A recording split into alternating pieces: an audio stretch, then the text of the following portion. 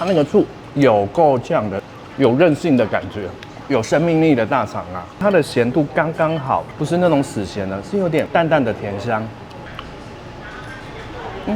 它的皮胶质很满，很香酥，很香酥，会一口接一口，很好吃。算是很风尘仆仆的来到大湖这边哦。为什么要特地来大湖这边吃立味客家菜呢？主要是我们台湾在上个月发生一个社会新闻事件，很瞎，听我娓娓道来哦。就是说呢，有个客人呢来这里吃，然后因为他这边很有名的呢，就是他的姜丝大肠。这个客人呢，他就点姜丝大肠嘛，然后没想到他放眼望去，所有的客人的桌上都有姜丝大肠，偏偏他的姜丝大肠就是没有来哦，就是没有来。为什么我没有姜丝大肠？因为他运气不好，刚好就没有料哦，没有大肠可以帮他做。这个客人就有点气噗噗的因为他也是专程而来啦，所以呢就在酷狗的评论上面给立味客家菜1星负评。我要给你负评。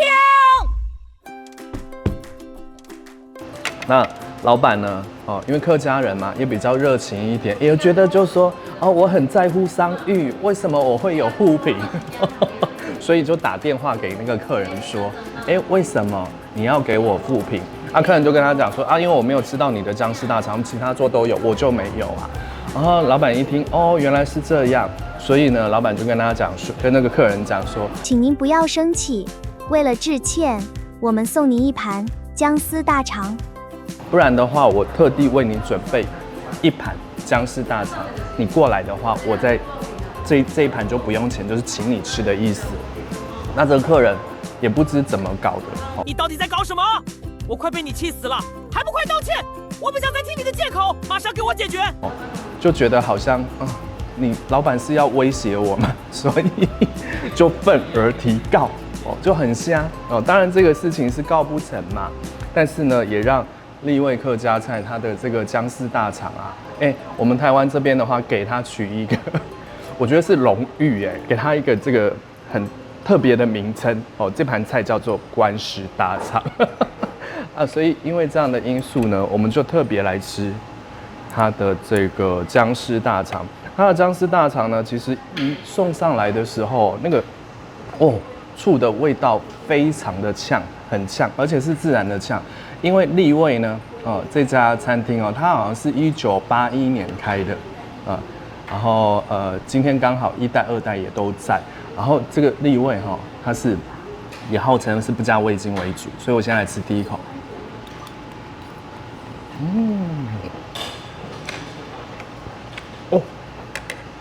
它那个醋有够酱的，整点老醋的感觉，然后它的大肠之所以有客人慕名而来，是因为它咬起来很 Q 弹就是有点有韧性的感觉，有生命力的大肠啊，所以为什么我觉得那个客人要告这家店是因为它太美味了，吃不到而生气。为什么只有我没有？就姜丝大肠，为什么我没有？我在录着没有？为什么我没有？有原因的。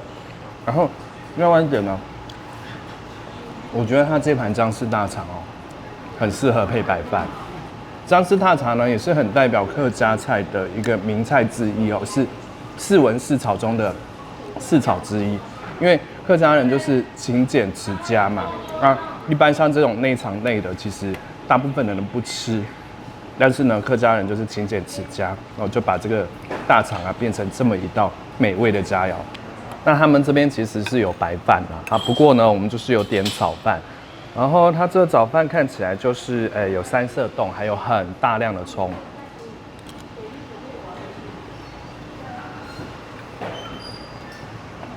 粒粒分明，然后有那个镬气香味，再加上它是用猪油，我觉得其实猪油大家可以给它用起来，因为我们家自己也有自己炼猪油，因为其实猪油它有个猪油香，而且以前是说猪油不健康啦，但是做，现在的医学科技哦，是讲说其实猪油算是还蛮健康的一个油品。所以这盘炒饭呢看起来很朴实，但是其实是有些功力是放在里面的。然后来这边吃呢，我很喜欢我自己的这个 table， 下次来有这个 table， 为什么呢？因为真的是对网红 YouTuber 友好的一个 table， 左右两边都有镜子，有没有？就是可以哦，看一下头发有没有乱。接着呢，来吃的就是它这个西虾哦。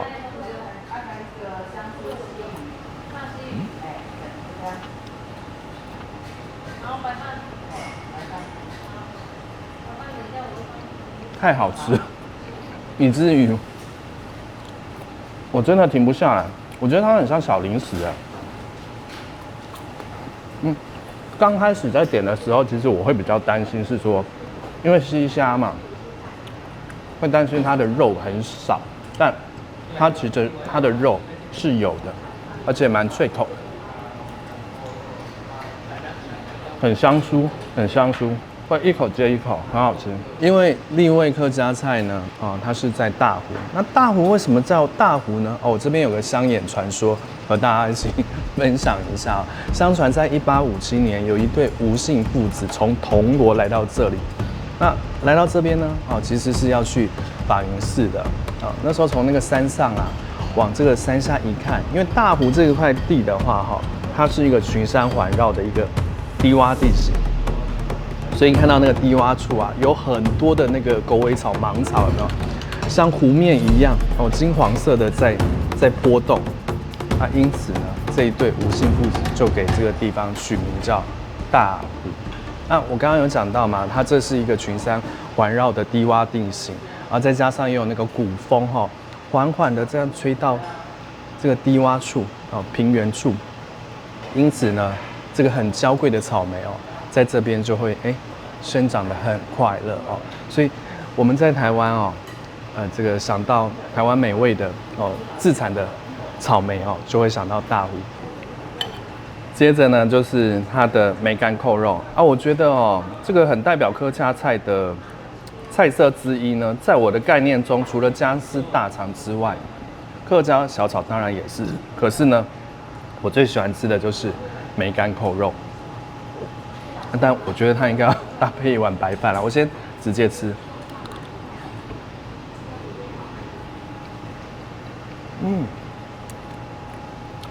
它梅干菜很香那一般人对于客家菜的印象就是重油又重咸，可是它的咸度刚刚好，刚刚好。主要是它这个梅菜啦，是用的真的不错。不是那种死咸的，是有点淡淡的甜香。那加上它的这个猪肉，也是蛮好吃的。好，接着来吃它这个客家咸汤圆、小汤圆因为今天现场呢有1代、2代，就是这家店的1代、2代老板都有在啦所以1代老板娘呢就跟我讲说她这个咸汤圆是因为那个阿嬷啦有在做这一道咸汤圆，所以把这道菜也算是纪念阿嬷就把这道菜呢变成我们现在餐桌上可以点到的菜。一样，它的那个猪油和那个葱香其实会比较飘出来我跟这一下不是葱香是那个韭菜的香味。然后再者呢，里面有肉丝小汤圆之外，还有的就是虾仁。虾仁很提那个这道汤品的鲜味。所以我认为这道菜的话它的确很上乘，而且可以把它当成是一个主食或是汤品来吃，很暖胃，好吃。而且我好喜欢它这个猪油的猪油香很香很香。再来呢，这个是清蒸的海鱼刚刚有问他们小姐她说这个是台语闽南语的免鱼啦，我现在吃看看。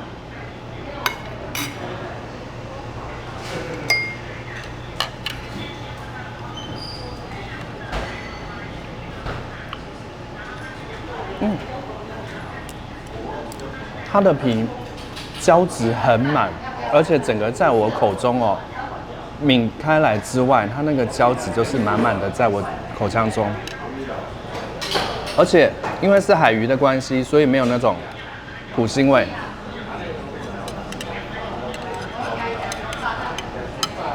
很绵密啊，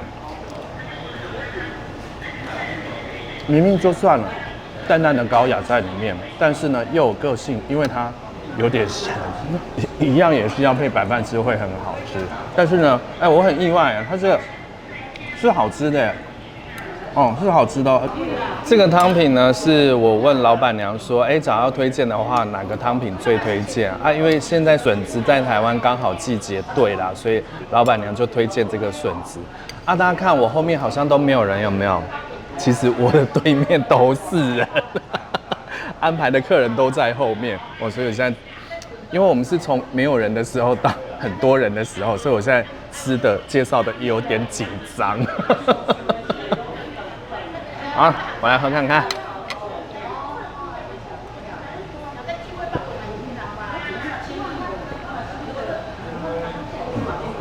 它有很清爽的桂竹笋的香味，然后因为立味呢，哦，这家客家餐厅它是不加味精的，哦，所以这是一个原始食物的鲜美，这个桂竹笋的鲜美，很清爽。边吃一边和各位一起聊哦。今天我们这样吃下来哦，我很推荐的是什么？假如是夜深人静哈，它的西虾有做成那种零食包，我一定会买回去吃。心目中的第2名的话，应该会是姜丝大肠还有梅干扣肉菜。他们2个名次就是对我而言是不分轩轾的，各有各的特色，而且很代表客家菜的一个滋味。然后再者呢，我先讲梅干控肉好了哦，因为它这个梅干控肉呢，它没有到非常的咸，而且它那个梅干菜用的很好，就是咸甜之间。但是我必须要讲，假如说它的那个肥肉哈再厚一些，或是再大片一些，会更好哦。然后再来是它的姜丝大肠、关丝大肠哦，那个醋啊，那个呛的味道很香，所以也是一个很开胃的菜。然后再者，它的那个大肠就是处理得很干净，所以为什么有人慕名而来哦，吃不到而生气，而要告店家，有原因的哦，是好吃到这个程度。我也很推荐客家咸汤圆，这个是阿嬷的哦，阿嬷那一代就传承的一个料理，这个也很好吃。那另外客家菜它在大湖这边嘛，又算是一个小乡镇，有没有？所以在所难免，这个人手啊，哦，这个人力一定不足的，很难请到人哦，所以他们的服务呢，已经算是很热忱了，而且很专业哦。可是呢，因为桌数太多，每一桌真的要 take care 到哦，比较不容易哦，所以我觉得，它的菜色啊，它服务都是很 OK 的。但是假如说，有稍微服务不周的地方哈，这个我觉得大家多一些包容心，这个世界应该会更好。1980。好，所以今天呢，我们这样吃的一餐呢是1900磅，非常的划算。立味啊，之所以叫做立味，我们在柜台的时候也稍微聊了一下，才知道呢，其实是一代老板取的，没有任何的典故，就觉得立味好听吧。然后当然会聊很深啊，也问到说新闻为什么会发生这件事情啊，因为其实我是做这一行的，然后在所难免有时候会比较多疑一点，因为我一开始会好奇会不会是事件行销啊，但后来发现没有它是真的发生这件事情。因为有得到很多的更 detail 的资讯啊，但是这不方便公开去拿出来谈。我只能说现在做生意真的是很辛苦呢特别是做服务业的，因为你要面对很多人，每个人都有每个人自己的状况和问题所以我们要讲这个分析下来其实发生这整件事情问题比较大的是在客人，不过老板和老板娘他们也有自己的想法，其实必须要说他们也会站在这个告他们的客人的角度来看待，是情有可原的，所以我也必须要说现在做生意真的是不容易，但是还是要保持着以和为贵的精神，这样子呢才会度过每个奇奇怪怪的难关哦。然后这边的话也祝立卫生意兴隆，有机会来到大湖的话千万不要错过立卫客家菜哦。